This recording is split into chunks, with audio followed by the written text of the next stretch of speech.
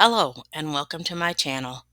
Warning, this video contains graphic descriptions and crime scene photos containing blood. I chose not to show the more gruesome photos. Viewer discretion is advised. Today's story takes place in Hudson, Florida, which is located on the west side of the state on the Gulf of Mexico. The home seemed like a dream come true to the Brown family. It sat on a quiet street with a canal behind it that led into the Gulf. If ever there was a story where walls could talk, I'd want to hear what they had to say, but not see what they saw. Although I used my stigmatized property opening, and it is indeed stigmatized, this story will be more about the victims while dissecting the house. Logistics are important to me, and learning the layout of the house was very revealing and truly made me understand the gravity of what took place there, especially after listening to the entire trial, some parts more than 5 times. Even if you think you know the whole story, stick with me. There are probably things you haven't heard, even though the outcome is the same, so let me break this down for you. August 28, 2014, 6:07 a.m. Police arrived at this Hudson, Florida home after 27-year-old Megan Brown called 911. Her ex-boyfriend, Adam Matos, was threatening her with a knife. He held it to her neck. She was cut on her thumb when trying to defend herself. By the time police arrived, Adam had fled on a bike. Police immediately started a search for Adam, but were unable to locate him. Megan Brown had just moved with her parents, Margaret and Gregory Brown, to this rental home on July 2, 2014. Margaret went by Maggie, and Gregory went by Greg, so that is what I will call them. Thursday, September 4th, 2014. Police were called to do a welfare check on the Brown family. Decomp could be smelled, pools of blood were found in the home, and a projectile was found in the driveway. No one was in the home when the police entered. A detective took a drive down Old Dixie Highway with his windows rolled down and could smell death before even leaving his vehicle. He made the grisly discovery of 4 bodies piled on top of each other in a grassy area off the side of the road. The area was literally right down the street from the Brown home, just 3/4 of a mile. The X marks where the bodies were found, and the location indicator is where the home is. The home sat on the corner of Hatteras and Old Dixie Highway. Police released an Amber Alert searching for Adam Matos and his 4-year-old son, Ismael Santisteban, but the boy was called Tristan, which was his middle name. Police believed the two may be traveling in a blue F-150 pickup truck. Police stood outside the Brown home across the street in the rain and announced 4 bodies were found, but didn't release the names of the victims and were careful not to show the home. When neighbors were questioned, one neighbor said he didn't really know anyone had moved in. He thought the place was still empty until one day a camper was parked in the driveway. Another neighbor said they heard a woman screaming about a week ago, then heard someone ask, "Are you hurt?" They said they didn't call the police because they weren't sure where it was coming from. September 5th, 2014, just after 1:30 a.m., a cab driver said he picked up a man and his son about 10:40 p.m. a few hours ago, which would have been the night of September 4th, after the Amber Alert was issued. Police showed the cab driver a picture of Adam, and the cab driver positively identified him. The driver said he picked up the man who identified himself as Jake and his son from a home on Bertram Street, located blocks away from the Brown home. It was a 14-minute walk. Adam asked the driver to take him to the bus station in downtown Tampa, which was over an hour away. He said he was going to Fort Myers or Key West. The driver asked for money up front because the fare was $80. Some reports said $105, but at trial the driver said it was $80, Adam gave him 120. Tristan wanted something to drink, so they stopped at a store. Then the driver dropped Adam and Tristan off at the bus station.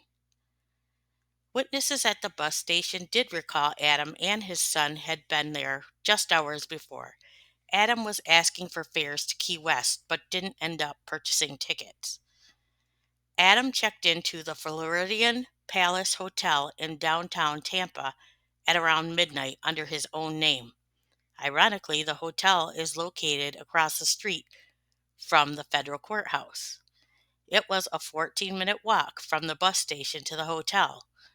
Hotel employees had been the ones to contact police. Around 6 a.m., which was still September 5th, remember it was 1:30 when police talked to the cab driver, police and SWAT set up in the lobby of the hotel, and a hotel employee called Adam's room and said they needed him to move to a different room and asked him to come to the lobby. Adam was arrested, and he told detectives to take care of his son and tell him he loved him. Police seized multiple credit cards, $631 in cash, a tablet, Tristan's social security card, and Adam's iPhone. They also searched for a gun and knife, but were not able to locate them. Adam was booked into the county jail and bail was set to $200,000. Now, you may wonder why a person suspected of a quadruple murder was offered bail. The reason is because he hadn't been charged with murder yet, only aggravated assault, which stemmed from the knife attack on August 28th. Police held a press conference announcing that an arrest had been made. At this point, the names of the victim had still not been released, but they announced that Tristan was found safe. Now, we have to step back in time. Both Greg and Maggie Brown were born in 1962. They both grew up in New Jersey. They started dating in 1980 and married 3 years later. Together, they had 2 kids, a son, and Megan was their youngest. Maggie had a son from a previous relationship. Megan was born in 1987, and the family relocated to New Tripoli, Pennsylvania in 1998 and opened Hidden Hills Farm. They boarded and bred horses and dogs. Greg was the co-owner of an electrical engineering company, so Maggie mostly ran the farm and also worked part-time at a convenience store.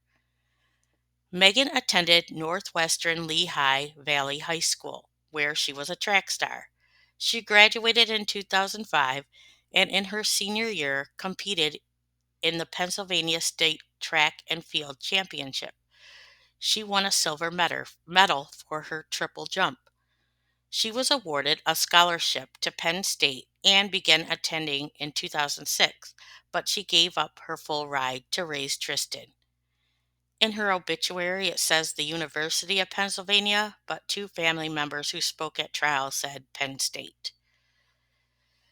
Ismael Santisteban said he and Megan dated for 3 years. Megan became pregnant and delivered a son in 2009. She named him after Ismael. Ismael said a DNA test was done later and it was determined Adam was the father. They parted ways and Ismael moved to Nebraska. According to Megan's cousin, she said Megan had met Adam when he was a DJ and they had dated but broke up. They got back together after it was determined he was Tristan's father and Adam moved into the Browns' home in Pennsylvania. Ismael did keep in contact with Megan. The last contact he had with her was on Facebook Messenger after she moved to Florida. She told him she had a job at a bar and the family was planning to build a home in Key West and relocate there. Greg had back problems and was unable to stand for long periods of time. He had surgery and that forced him into early retirement. The owners of the rental home in Florida lived in Pennsylvania and offered to rent the home to the Browns. The homeowner said she talked to Maggie after they moved into the home, and Maggie said they loved the home, the location, and did not mention they were having any problems. The home was in the process of being renovated, and floors in some rooms had been stripped to the plywood. as well as the stairway inside the home. The Browns hired someone to run the farm in Pennsylvania. Some accounts say they sold the farm, but that's not correct. Inspectors had come to check out the farm a month prior to the Browns' deaths. They found the man the Browns hired to run the farm had a previous conviction for animal cruelty, and they revoked the farm's license. The owners were still the Browns. Megan and Adam had broken up before the move to Florida, but because of Tristan, Maggie told Adam he could move with them, but he had to find a job, pay rent until he was able to get a place of his own. Adam told police he and Megan had just broken up a week before the 28th. Maggie's father had come to help them move on July 2nd and stayed until the 7th. His wife, Maggie's stepmother Linda, joined him on July 6th, and together they left on the 7th. They stayed in Megan's room. Megan slept on the couch, and Adam stayed in Tristan's room, and from all accounts, that is where he always slept. Maggie continued to breed dogs and also got a job at Wawa convenience store. Megan got a job at Fisherman's Shack Bar, which was just over a mile from the Brown home on Old Dixie Highway. When working there, she made friends quickly and also met Nicholas Leonard, who went by Nick, so that is what I will call him. The two began dating. Now, back to September 5th. Adam was in custody. Police questioned Adam about the assault with the knife.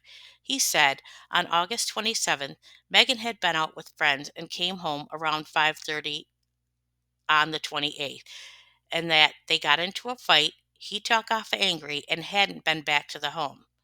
He stayed at a friend's named Jake. However, when police asked him where Jake lived, Adam didn't know, and he didn't know Jake's last name or his phone number.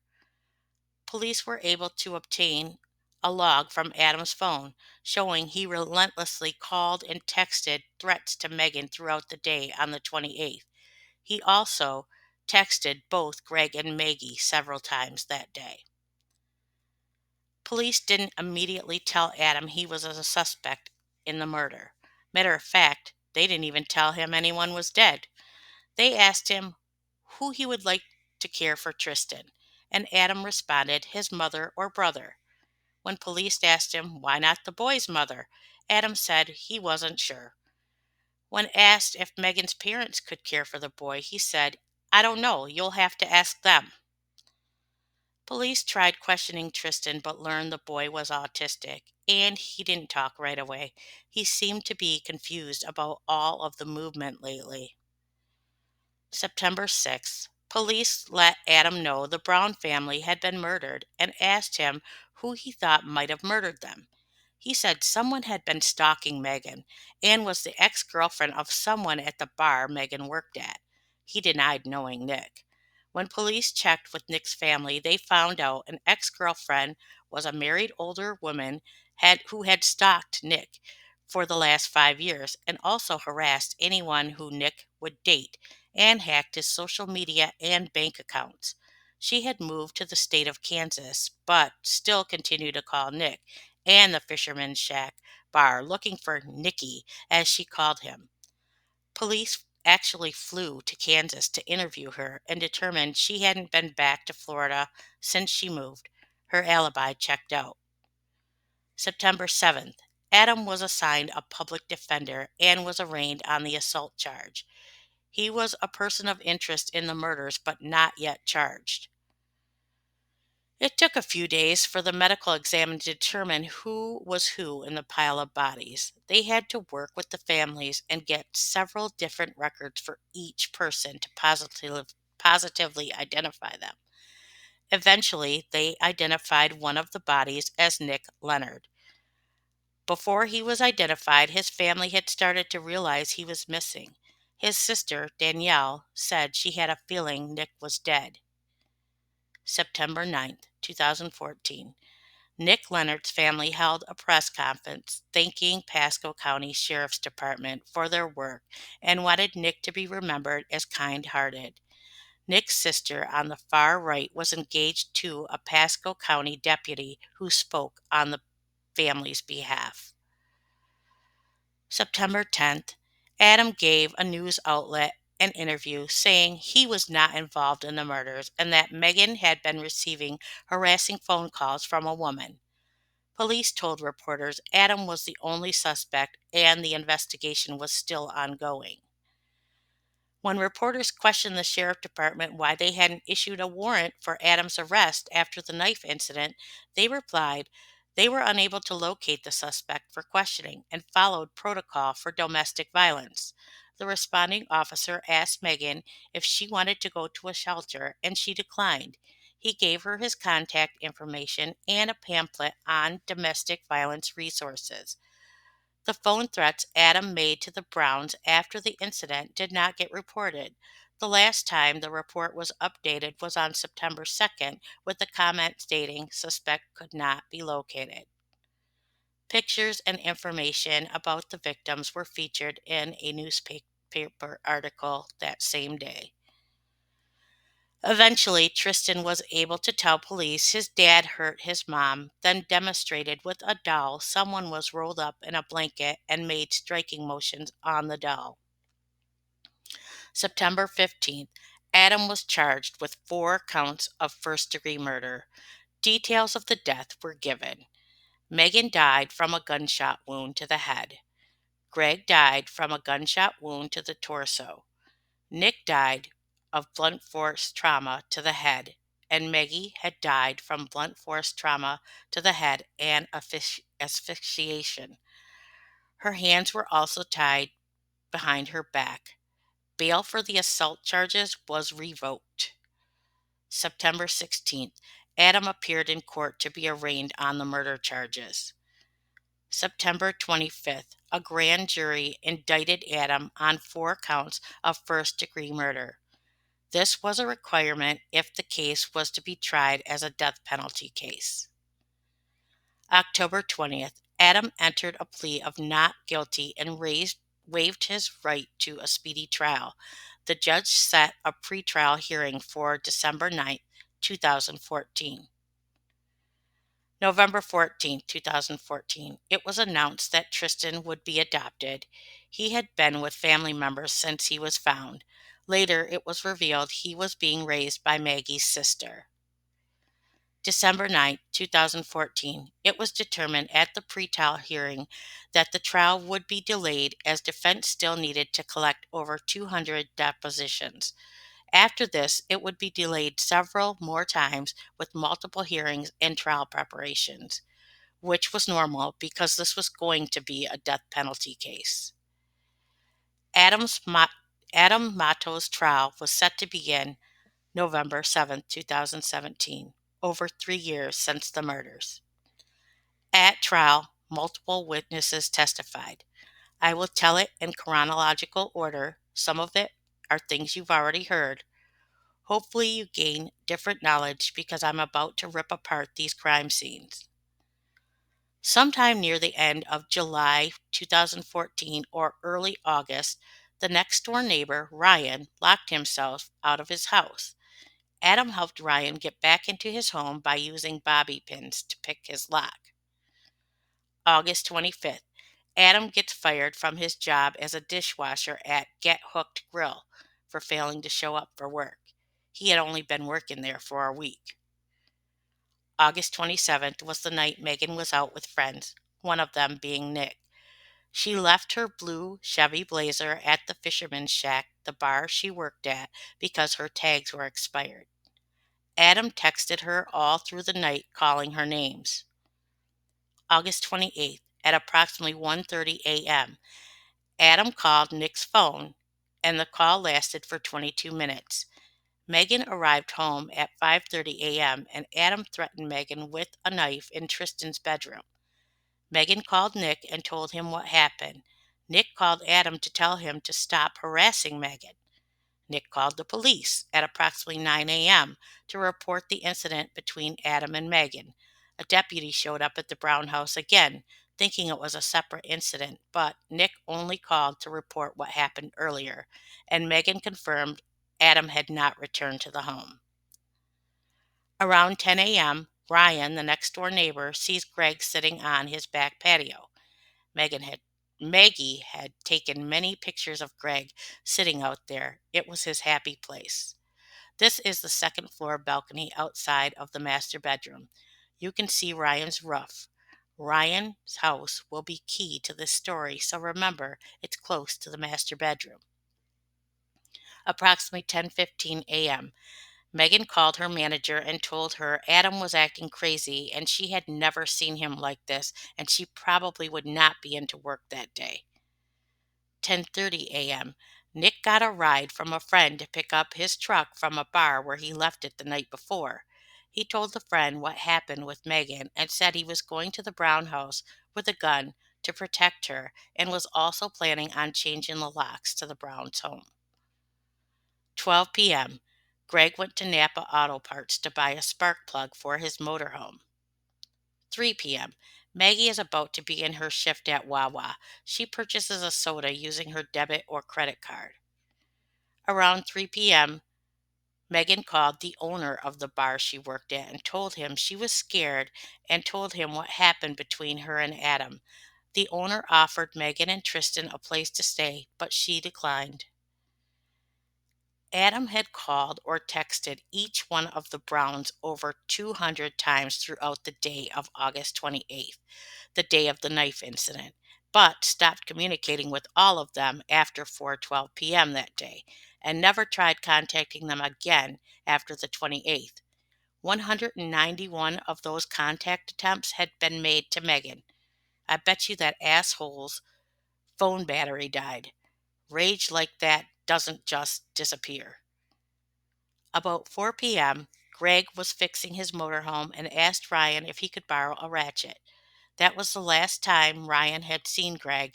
He never got his ratchet back. It's now late evening of August 28th when a couple is walking their dogs in the Brown neighborhood. They hear what is believed to be gunshots between 11:45 p.m. and midnight. But since the area was relatively rural, that was normal. But the couple decided to turn around and head home after hearing more shots. Days later, after they saw the news reports showing the victim's home, the couple contacted the police. August 29th, approximately 12:30 a.m., less than an hour after shots were heard. The neighbor, Ryan's brother, and his wife arrive from Georgia. They knock on Ryan's door, but there is no answer. The brother calls Ryan. Ryan was in his backyard on his dock listening to loud music.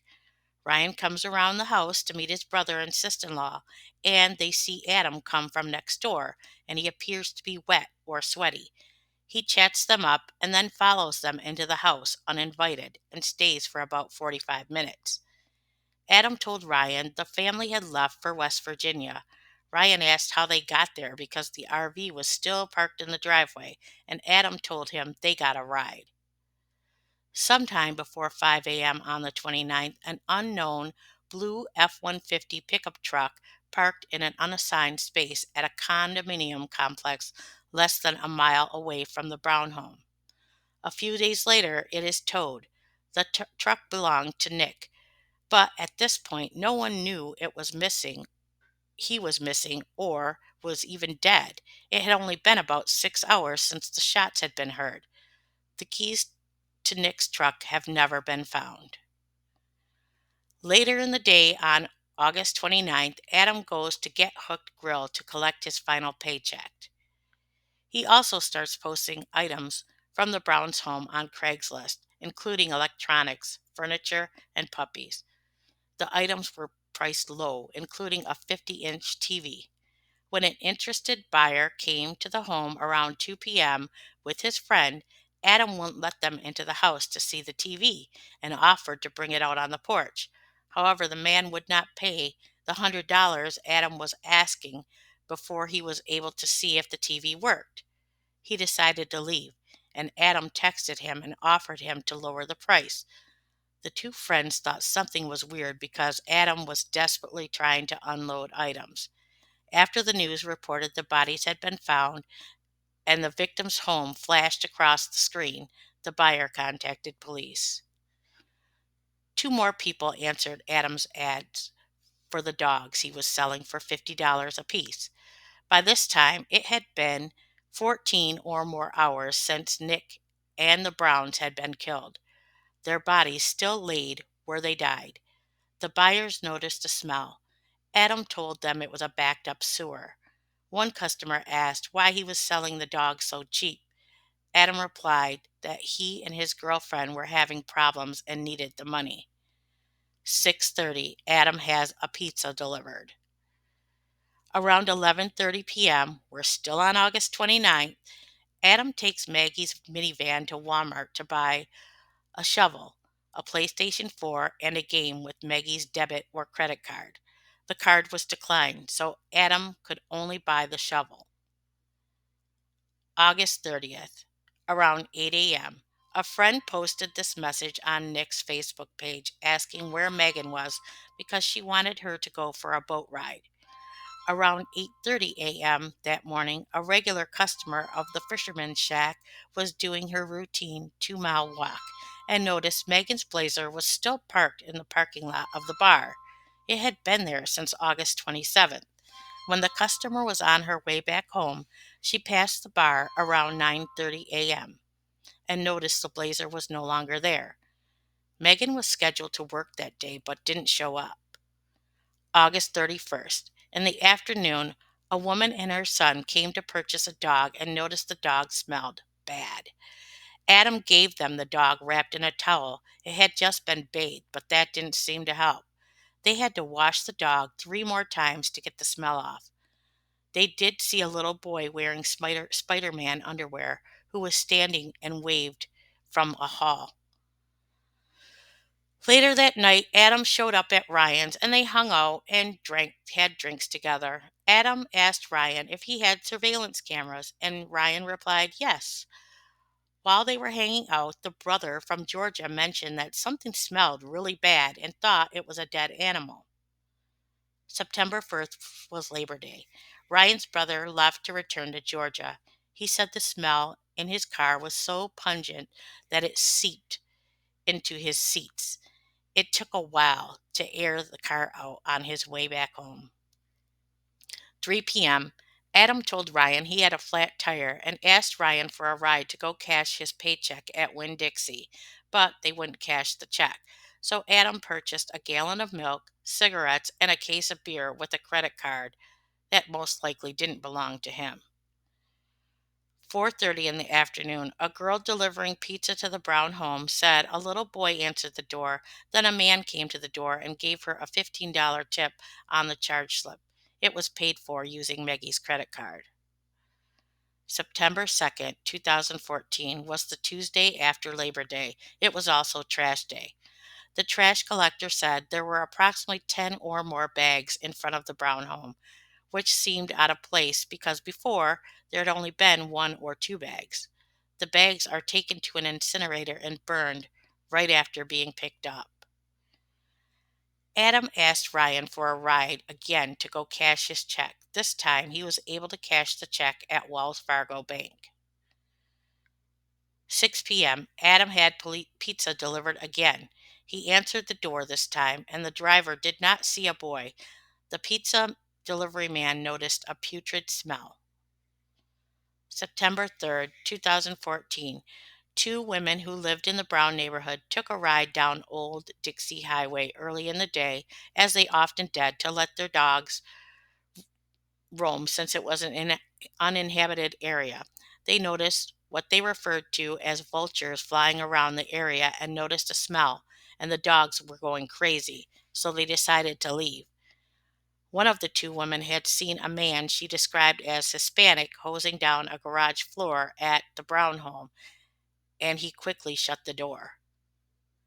Also on September 3rd, police were called to do a welfare check at Nick Leonard's house.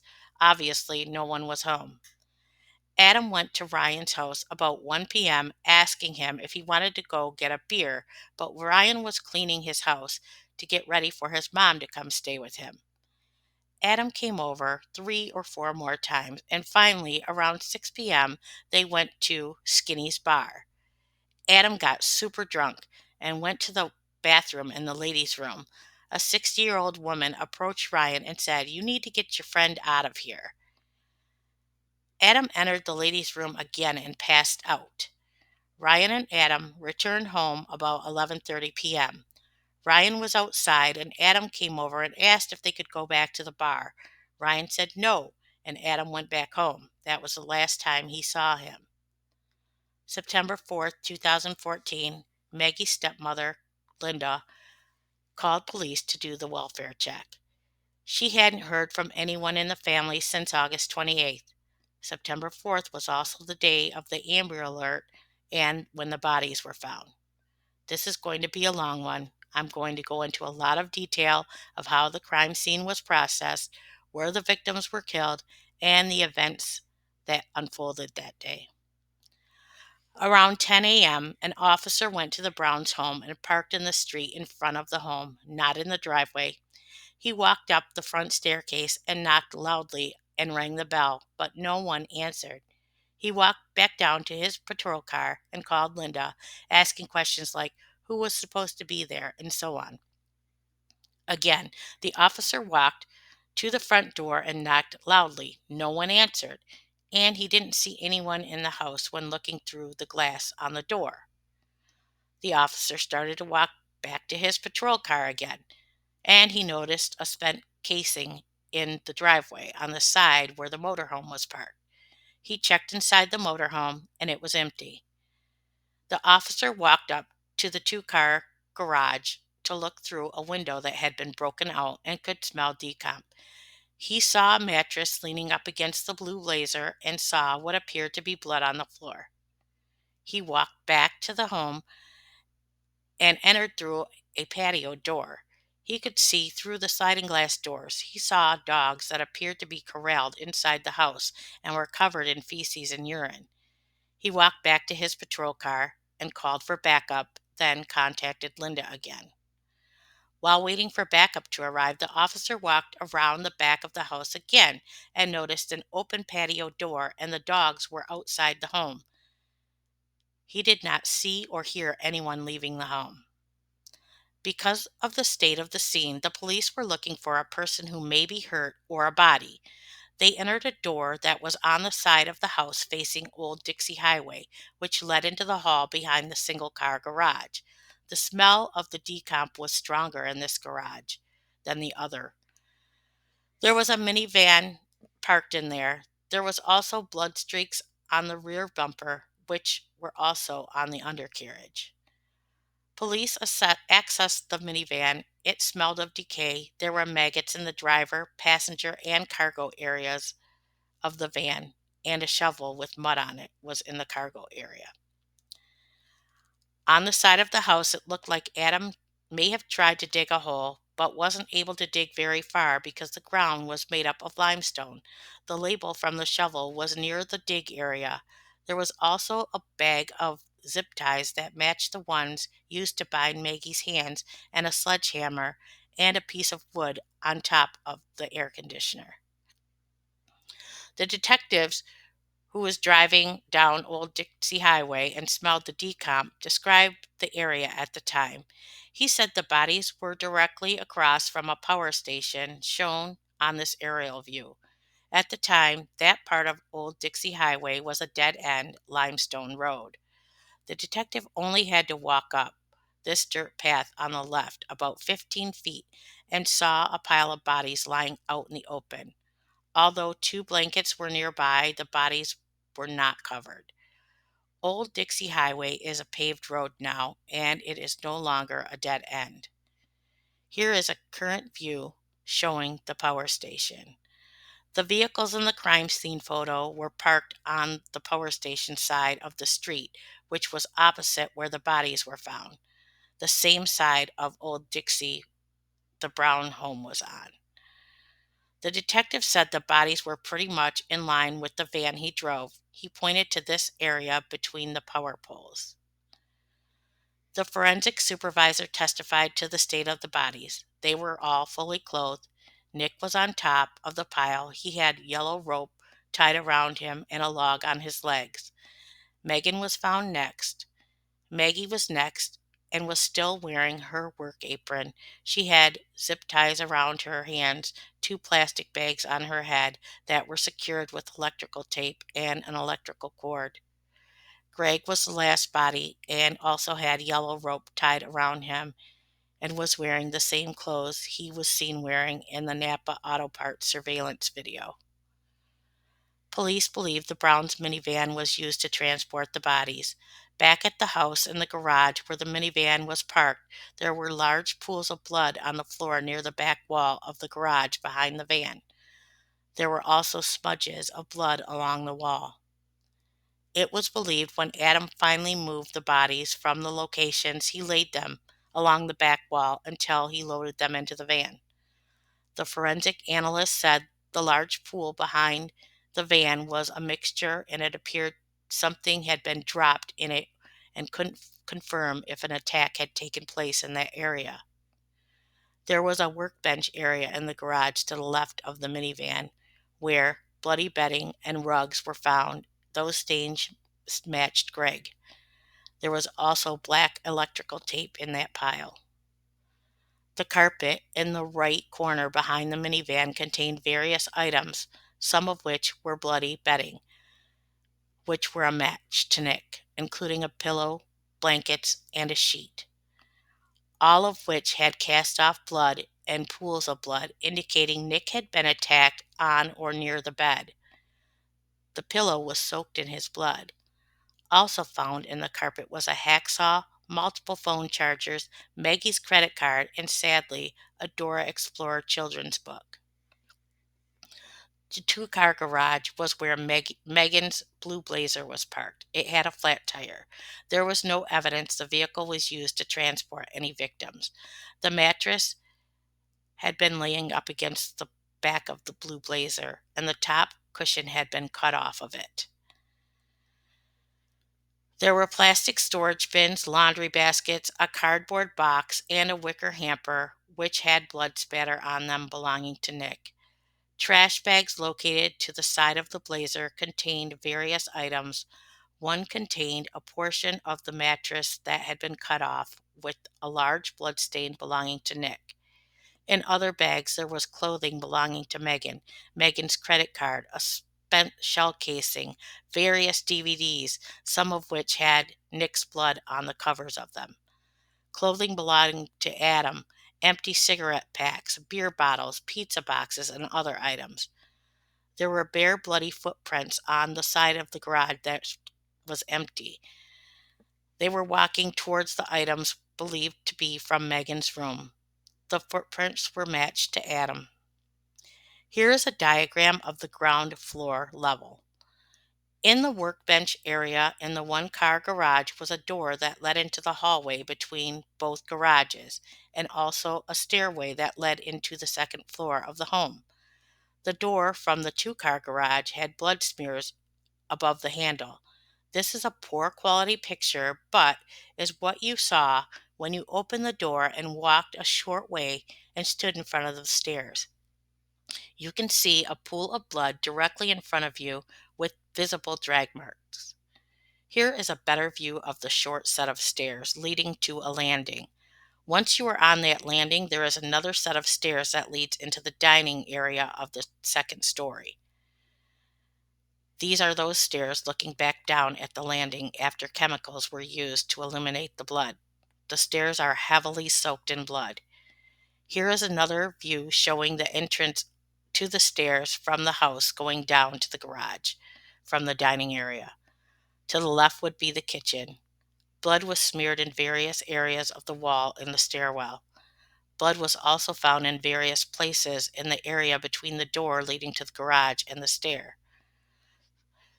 A yellow rope is also lying on the stairs. This picture was taken in 2006, which was also when the friends of the Browns purchased the house. I am showing it for context purposes. I'm also going to apologize in advance for the gruesome depictions of the victim's death. However, when you hear Adam's confession, it is important to remember these details. No one knows for sure what exactly happened, but I listened to testimony from all of the forensic analysts multiple times to make sure I understood. Once again, viewer discretion is advised. This picture is looking from the living room at the entrance of the master bedroom. Upon entering, the bed was across the door to the right. This was the only bed that still had sheets on it. The room appeared to be clean upon first glance. There was a few small areas of blood and what looked like a bullet hole in the corner of a wall. In the closet there was a large pool of blood. Greg had been shot in the closet. He suffered a shot to his pelvis, which hit an artery, and another shot to his back, which pierced his aorta. The closet was where Greg stored his hunting rifles. Blood belonging to Megan was also found in a few areas in the room, but had mostly been cleaned up. A gunshot that entered Megan's eye stayed lodged in her skull, but still caused her to bleed. The bullet in Megan's head matched casings found in the driveway and the one in the trash bag where Megan's clothes were found. Here is the diagram of the second floor.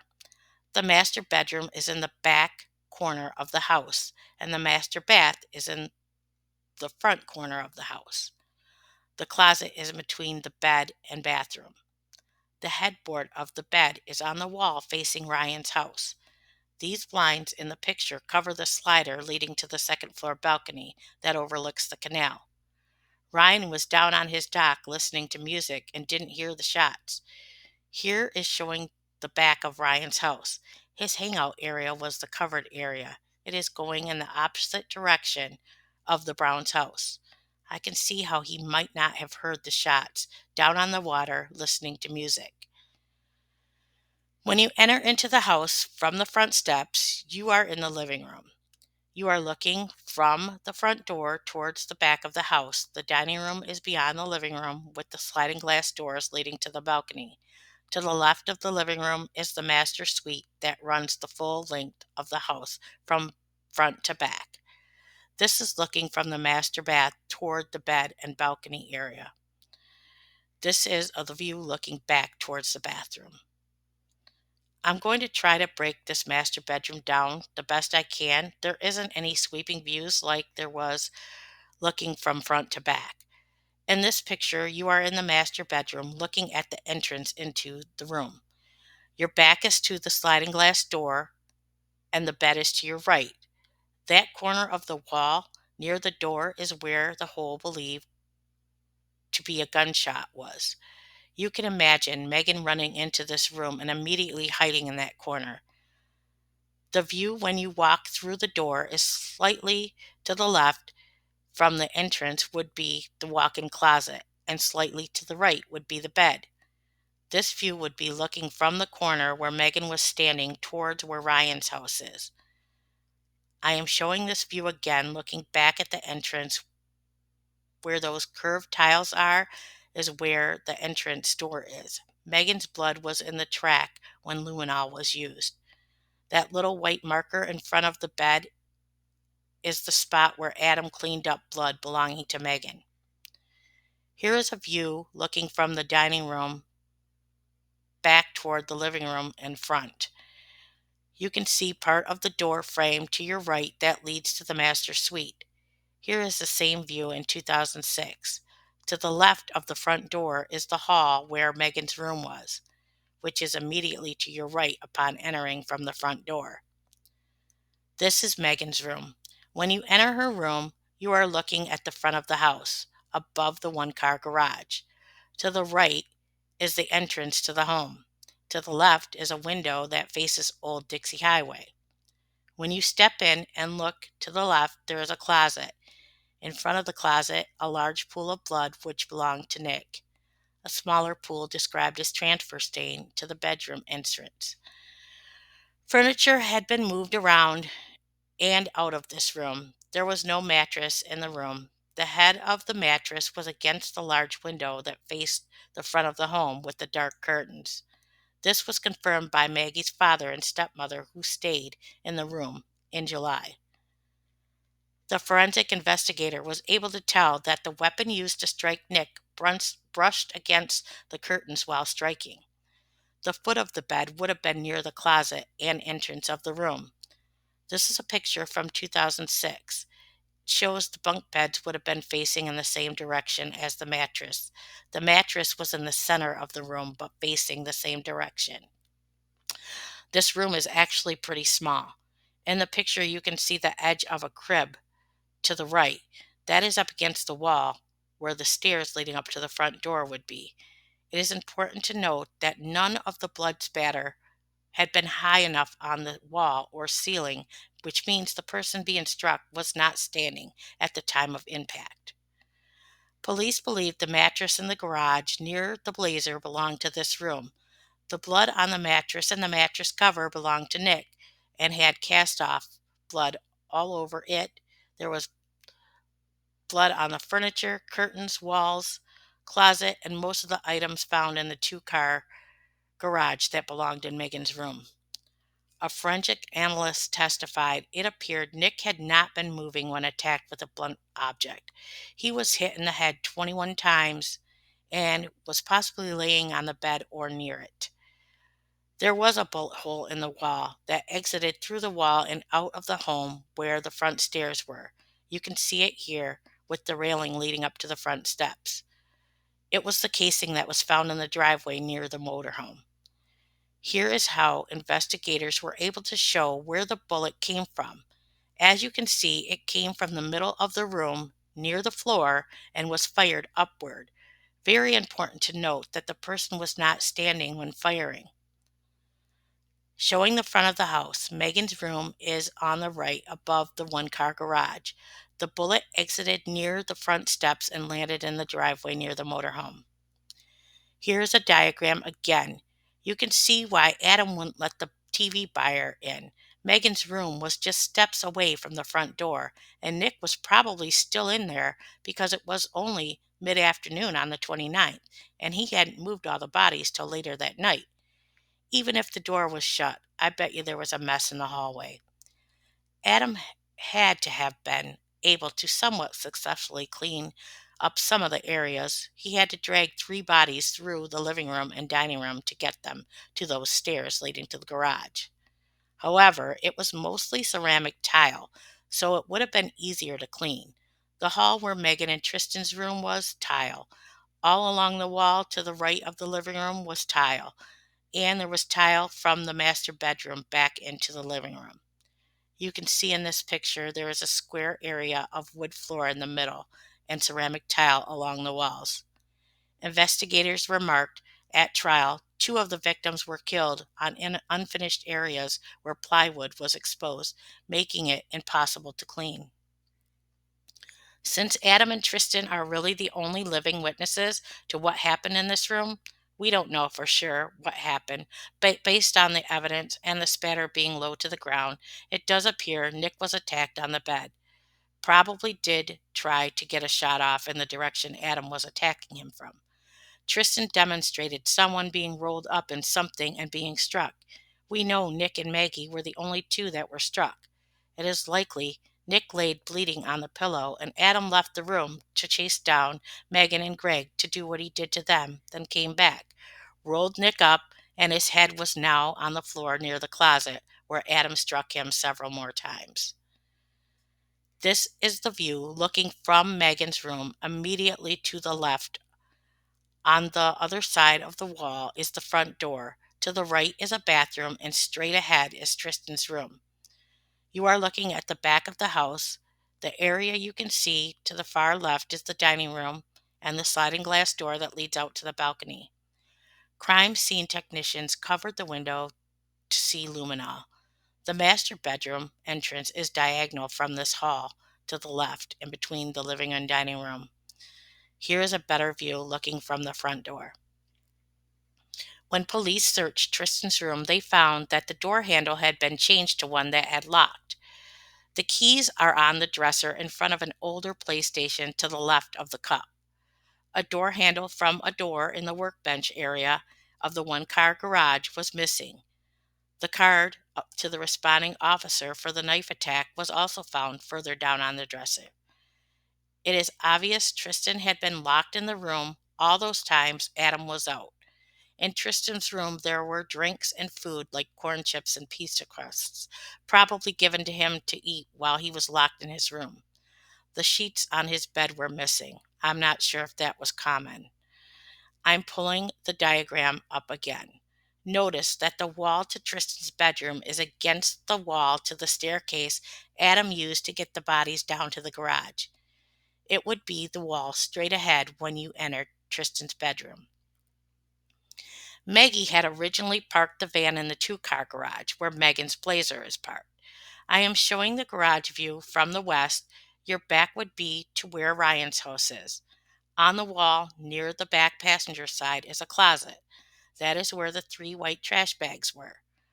To the left of the closet is where a blue cooler and refrigerator are. They had blood referred to cast and drip on them.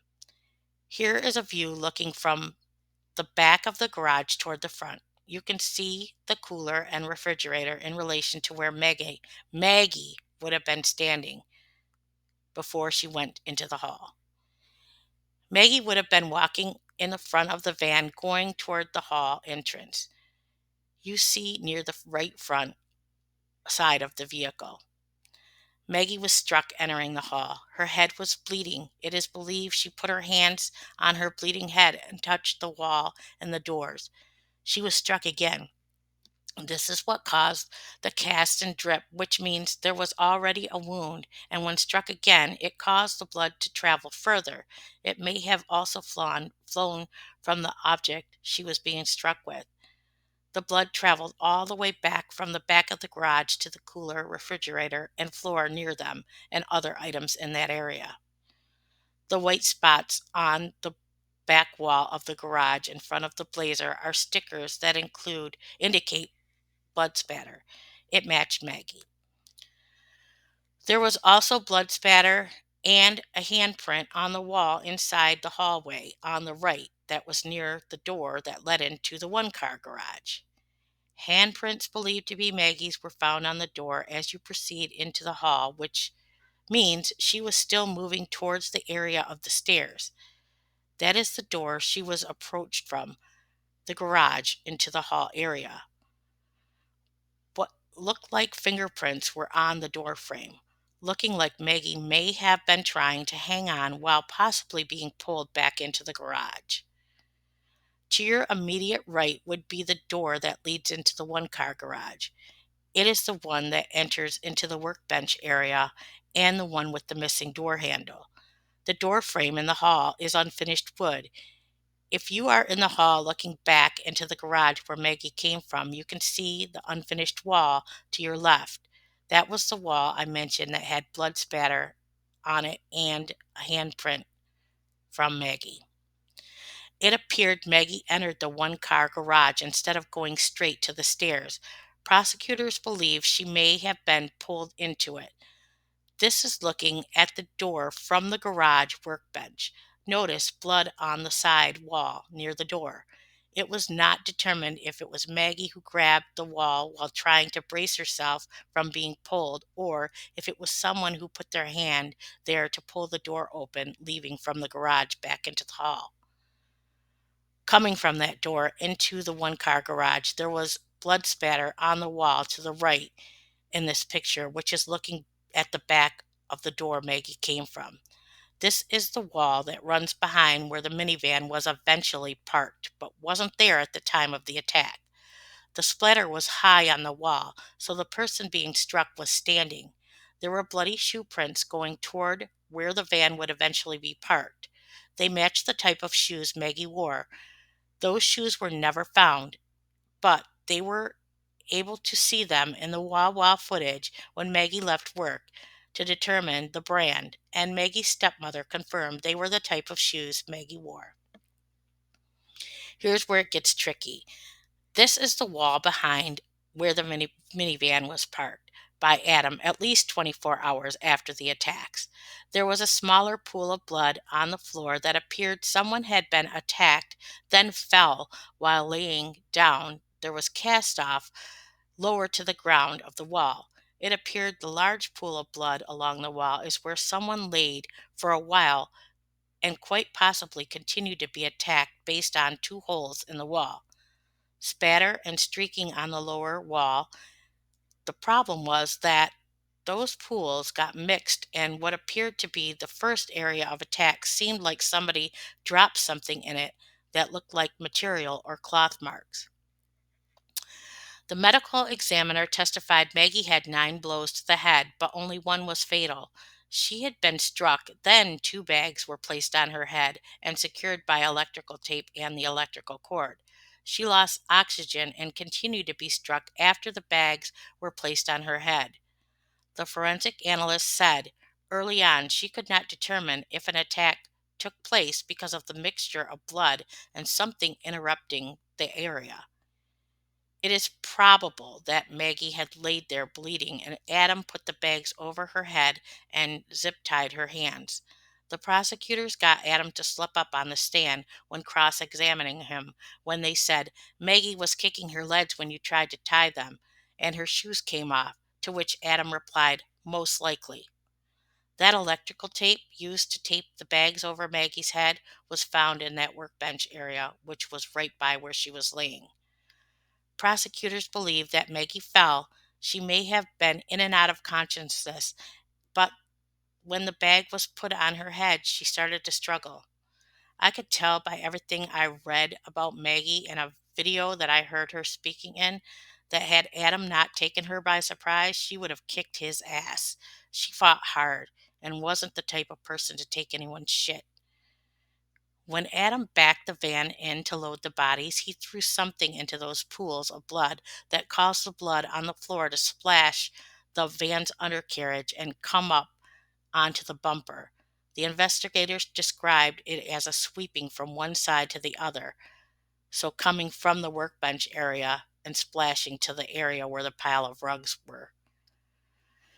Now to the outside of the home. It was already established Adam tried to dig a hole but couldn't. On the dock behind the home, police noticed unspent bullets and requested a dive team.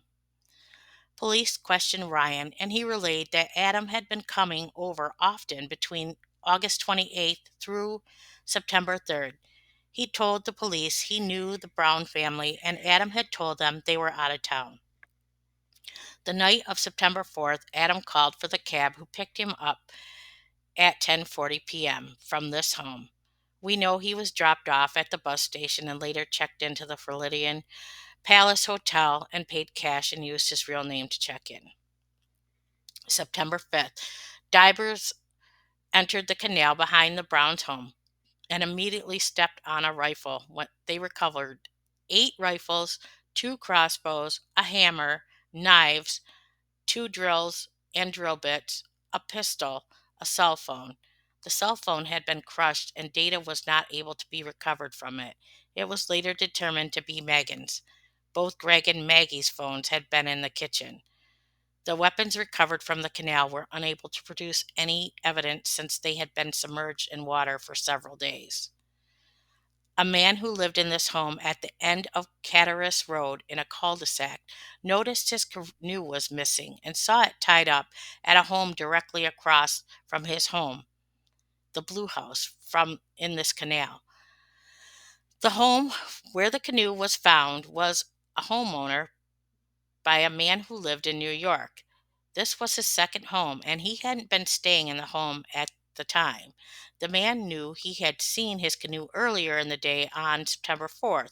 It seemed to have been used sometime between the evening of September 4th and the morning of the 5th. It was suspected that Adam may have used it to get to the home where the cab picked him up.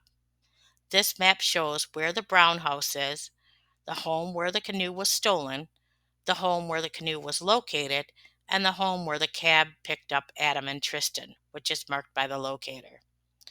This man said a lot of homes in the area were vacant at the time due to the housing market crash, and some of the houses were second homes. About a week into the trial, on November 15th, 2017, Adam Matos took the stand and testified in his own defense. He said he had good reason to do what he did because they were all trying to kill him. He also did a jailhouse confession in 2024. I will tell both versions. For the most part, he sticks to the story. But in 2017, he was trying to look like a loving father, testifying at his trial, except for one time on the stand when he said he and Nick were on the phone on the night of August 27th because Nick said Megan was a whore and he wanted nothing to do with her anymore, to which, of course, the prosecution objected to. That sadistic pig slandering Megan like that. On the stand, Adam recalled that earlier in the morning of August 28th, he was angry because Megan came home so late. They argued because he had to go to work. The prosecutor reminded him he had lost his job on August 25th. Adam said he left the home to cool off. He said he returned between 6 and 6:30 p.m. to collect some of his things and see if he could work things out with Megan and tell Tristan goodbye.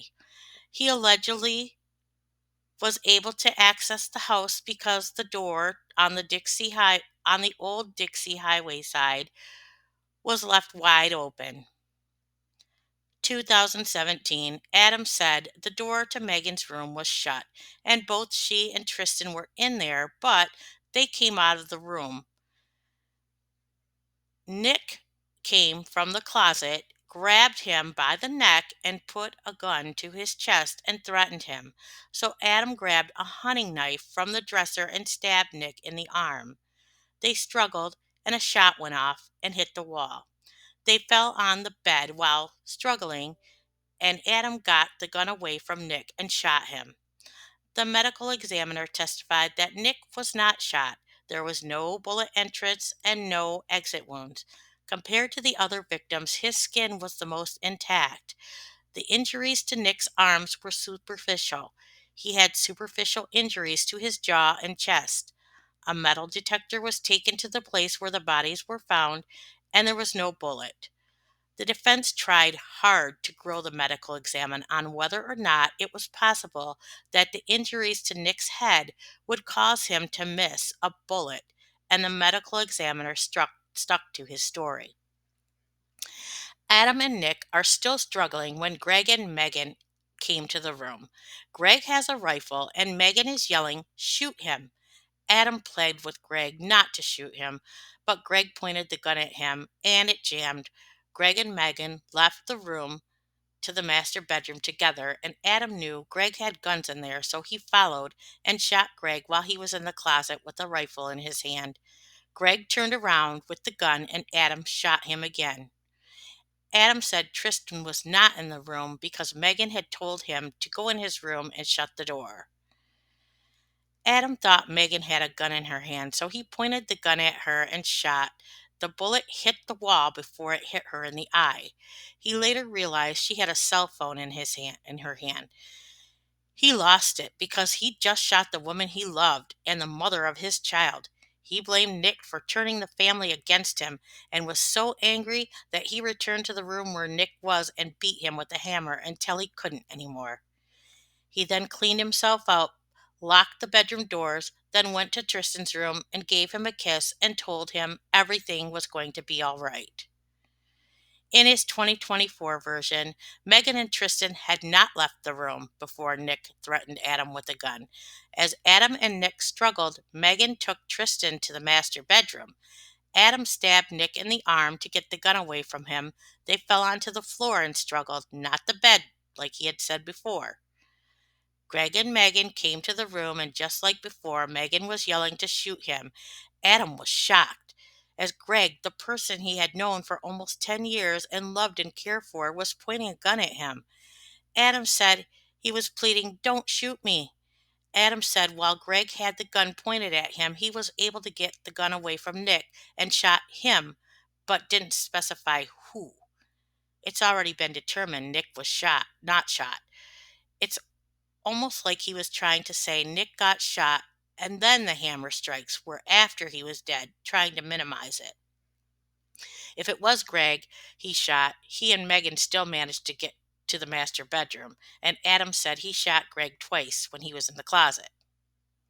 He said he thought Megan had a gun, so he shot her, but found out it was a cell phone in her hand. Remember, this is 10 years later, and this is now what Adam had to say. He said he couldn't believe Megan was trying to kill him for some guy she just met at the bar. He was shocked she would want a person she had known for almost 10 years, who was the father of her son, dead, to protect some guy, referring to Nick, that she only knew for 2 months and couldn't possibly be in a relationship with that soon. He said he then went back to the room where Nick was in a rage. He was so angry that this guy would come into my house with a gun and try to kill me, so he struck Nick with a hammer. 2017. Adam said after he killed the three in the house, he waited for Maggie to come home. He was paranoid and afraid Maggie would kill him. She parked in the two-car garage and he hit her in the head with a hammer in the hallway of the garage. He said he put a bag over her head after she was dead so she didn't bleed like Nick did. He said he took her to the one-car garage but dropped her. Well, unless he was wearing Maggie's shoes, that is not true. But like the prosecutor said in his closing, Adam had been able to sit and listen to the trial and all the evidence and make his story fit. In 2024, Adam said he was paranoid and felt his life was in danger, and he went into defense mode, and he wasn't thinking logically, and he was just trying to survive at this point. He struck Maggie with the hammer because all rationale went out the window. Adam then went and checked on Tristan and told him to stay in his room until he tells him to come out and that everything was going to be okay. In 2017, he said he locked the bodies in the room and didn't move them until the 29th when he got the shovel. After he wasn't able to dig the hole in the yard, he used rope to move the bodies. He claims he didn't use electrical cord and zip ties on Maggie until he went to move the bodies because her arms kept moving. Weird. The other three people have arms too, and he had to drag them from their locations down the stairs. Maggie was already in the garage, so that makes no sense. Obviously, he was full of shit, and since this was at his trial, he downplayed the horror, I'm sure on the advice of his attorney.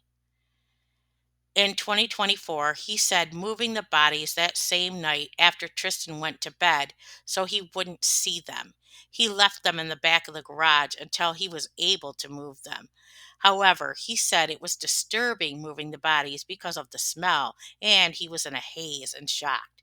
He tied ropes around the midsections and used a dolly to load them into the van. He says he still has nightmares. That's awesome. I hope he's haunted for the rest of his life. If he was in such shock, how did he manage to go to Ryan's house not even an hour later and stay for 45 minutes? He sure the hell wasn't moving any bodies. Or wait, did he slip up when he said that he had moved the bodies later that same night? That would mean he murdered all four of them closer to midnight when the gunshots were heard, and he went to Ryan's to find out if he had heard the shots. In 2017, he said Tristan didn't see anything. In 2024, Adam said that he worried Tristan was traumatized. He kept asking where his mom and grandparents were. In 2017, Adam said he sold things to get money to care for Tristan.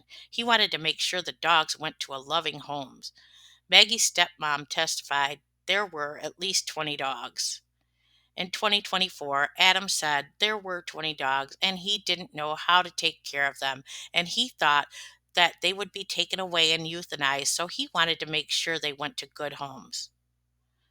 I'm going to take a minute to go back to the house now. Here is the diagram on the ground floor where the garages are. Behind the garage is a large room that leads out to the pool. This was an empty room where the dogs were being kept. This view shows the room, and it's apparent Adam didn't take care of the dogs. The door to the right leads to the hall where the doors to the garages are. There was also a bag of zip ties found in that room among all the filth. Adam said the morning he moved Megan's car, he rode his bike, then put it in the back of the Blazer and drove it and parked it in the two-car garage. He quit cleaning up the blood because he knew eventually he was going to be caught. Adam said on the stand that the reason he asked Ryan about whether or not he had surveillance cameras is because he knew Ryan had cameras set up in his house to shoot pornography. I can't believe how easy the lies roll off his tongue. The day the cops came for the welfare check, he said he left out the west patio door which faced Ryan's house and went behind the houses and stayed behind an empty house until it got dark. Remember, the man whose canoe Adam took said there were a lot of empty houses in the area, so that part is probably true. Adam said he took the canoe from the end of Hatteras to the other side of the canal and sat on a bench for a while watching boats. Then Tristan fell asleep. Adam called a cab so they didn't have to sleep outside all night. I hate to keep going over the gory details, but I will briefly say what the prosecutors believe happened. They believed Maggie was killed first, that Adam entered the garage after Maggie pulled in and parked while the door was still up. Maggie left work at 11:10 p.m. and would have been home in 15 minutes. Police did the drive twice at the same time of night and concluded she would have been home before 11:30 p.m. Nick's truck was parked in the driveway and had a lot of tools in it. Prosecutors believe Adam had been watching the home and waiting for Maggie to come home. He had taken the hammer from Nick's truck, so already had it when he entered the garage. Adam claims the truck was parked down the street. The medical examiner testified Maggie wasn't shot and neither was Nick. Adam himself testified there were 5 gunshots. Remember, shots were heard by people walking their dogs between 11:45 p.m. and midnight on August 28th. Maggie's death was different than the others because Adam was trying to subdue her so she couldn't alert the others in the house. 5 casings were found, one outside, one in the trash, two in Greg, and one in Megan. Those had to be the shots fired that night. Adam purposely walked into the home with the hammer and attacked Nick. Megan took Tristan and ran from her room to the master bedroom. Greg goes to the closet and gets shot before he can get the gun loaded. Megan is shot while hiding in the corner, but the bullet missed and she is shot closer to the bed. The bullet that missed was likely the one that was in the garbage bag. Prosecutors said they believed Tristan was in the master bedroom and saw what happened to both Megan and Greg. At trial, Adam said everything he did was for Tristan. He feared for their lives. Adam got 4 life sentences without the possibility of parole. He avoided the death penalty because one juror was against it. I really want to know how that one juror let this sociopath live. Since Adam went to trial in 2017, it ended up working in his favor. In 2017, Florida had passed a law that required a unanimous recommendation for the death sentence.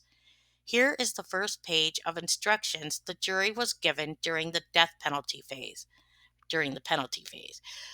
Notice it says you must determine if aggravating factors were proven beyond a reasonable doubt. Now, look at the definition of aggravating factors.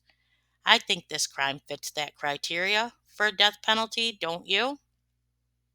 Apparently, the one juror held out for a while trying to determine if Margaret Brown's death fit that criteria, but as we know, still decided against it. In 2023, Florida law changed and now requires at least an 8-4 vote in favor of the death penalty. In 2024, 10 years after Adam committed the murders, he is still claiming to be the victim and still claiming he was in shock and said that the prosecutors made up so many lies at his trial. He said he wished that they would have put Tristan on the stand. He could have told them he was being threatened and it would have helped him in at least 3 of the first counts. He said when the judge called him selfish, she was ignorant because she didn't know what it was like living with the Browns, and they were not the picture perfect all American family. He is such a piece of shit. He lived in their homes and was a freeloader and couldn't keep a job. He also said for a long time he had a lot of hate for Nick, Greg, and Megan for what they did to him and putting his life and Tristan's life in danger, but that he has forgiven them. He is clearly still delusional after 10 years. This stain on society had been in trouble since he was a teenager. He never finished high school. These are the things the jury didn't get to hear. His first offense was in 1999 for possession of marijuana. He got probation. A few months later, he was charged with 2 counts of auto theft and other burglaries in his neighborhood, totaling over $26,000. In 2000, he was 15 and spent 18 months in a juvenile detention center for burglary and possession of a firearm. In 2007, he broke into an ex girlfriend's apartment and was waiting for her. She returned home with a male friend, and Adam attacked him, stole her cell phone and keys. Seems like he couldn't take rejection well. Between 2008 and 2010, he had been arrested 4 times for retail theft, harassment, and drunk driving. Oh, yeah, that's why he rode a bike, because he didn't have a license. Enough about him. He should have gotten death. A little history about the house. It was built in 1991. In 1998, it was sold for $185,000. In 2006, the friends of the Browns bought the house for over $466,000.